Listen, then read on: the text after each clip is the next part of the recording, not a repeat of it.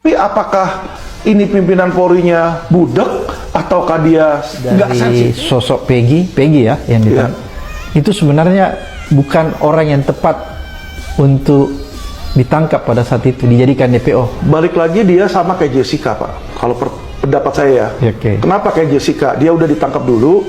Jadi pihak oknum aparat akan memaksakan segala macam agar itu P21. Karena kalau nggak P21, si direkturnya itu yang kena.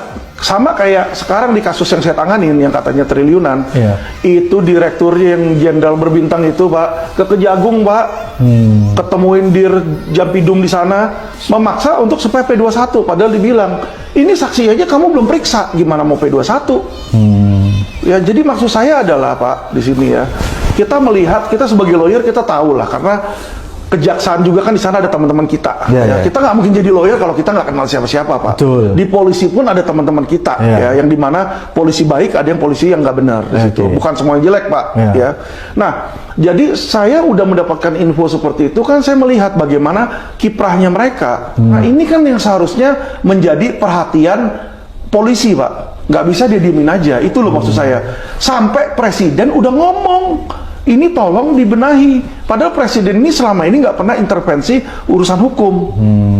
Iya kan? Tapi apakah ini pimpinan Polri-nya budek, ataukah dia nggak sensitif, atau dia lambat? Saya nggak tahu nih. Kan ini kemungkinan kan. Tapi nggak ada perubahan kalau saya lihat.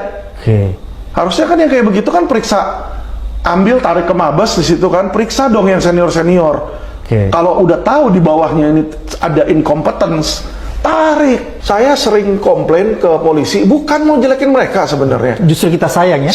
Aduh sayang banget, Pak. Saya kritikin mereka, maksudnya gini loh. Supaya dia memperbaiki. Mereka tahu nggak? Sebelum saya kritik keras, saya waktu mulai kritik di situ, itu awal-awal mereka diem-diem aja, termasuk Kapolri juga diem-diem saja. Apa yang terjadi nggak berapa lama? Seluruh mantan Kapolri di 2022 datang, Pak. Dia bilang ini jangan didiamkan. Kalau didiamkan ini menjadi merusak nama Polri.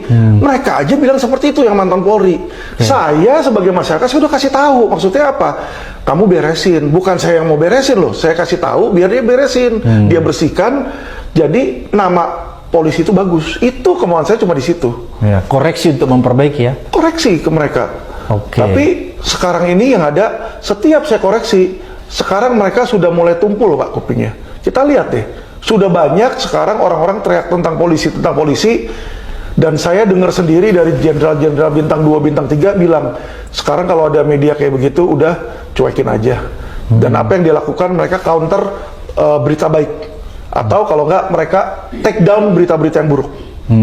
Jadi banyak berita-berita buruk. Kemarin itu kayak ada jenderal yang melepaskan DPO, ada yang barang sitanya hilang. Saya lihat nggak berapa lama, beritanya itu turun dari media online-nya. Itu yang dilakukan ya? Itu yang dilakukan. Jadi saya melihat mereka melakukan counter, ya. Tapi counter mereka itu tidak seperti yang saya harapkan. Jadi saya sebenarnya mengharapkan mereka membenahi.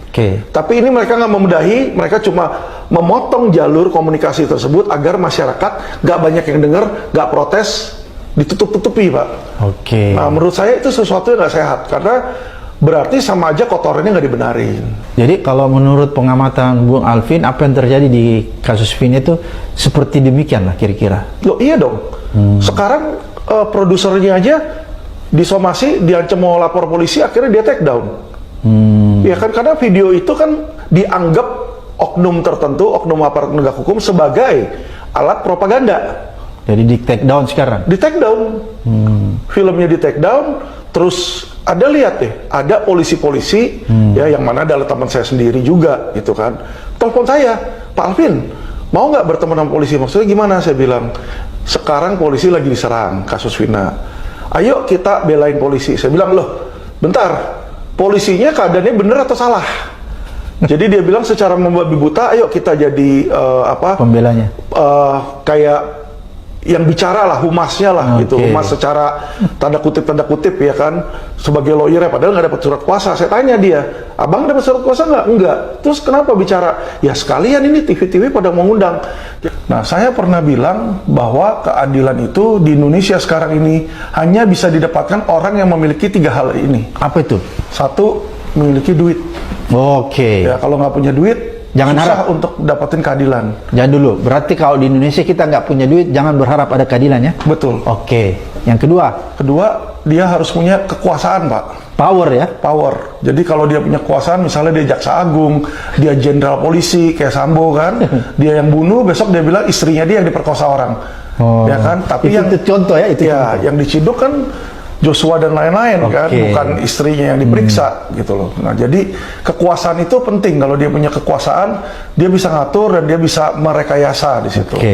Yang ketiga adalah kalau orang yang miskin dan nggak punya 2 itu, dia harus punya akses ke media untuk no viral no justice. Jadi kayak Vina itu kan awalnya bukan di media sosial, tapi di bioskop. Di bioskop dulu, tapi dengan di bioskop orang banyak yang nonton, banyak yang bertanya-tanya, kok ini begini gitu. Akhirnya jadilah dia bicara di medsos, jadi gaduh dan viral. Jadi no viral no justice. Iya.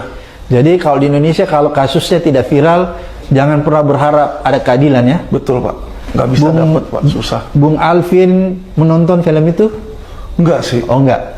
Tapi mendengar cerita tentang film itu. Saya baca ceritanya di Detik, di Kompas, di situ ya. Dan bahkan teman-teman lawyer saya sendiri banyak yang menghubungi saya. Dia bertanya ya? Ya, mereka berkomunikasi sama saya lah di situ. Dia bilang, Pak Alvin kenapa nggak masuk di sana?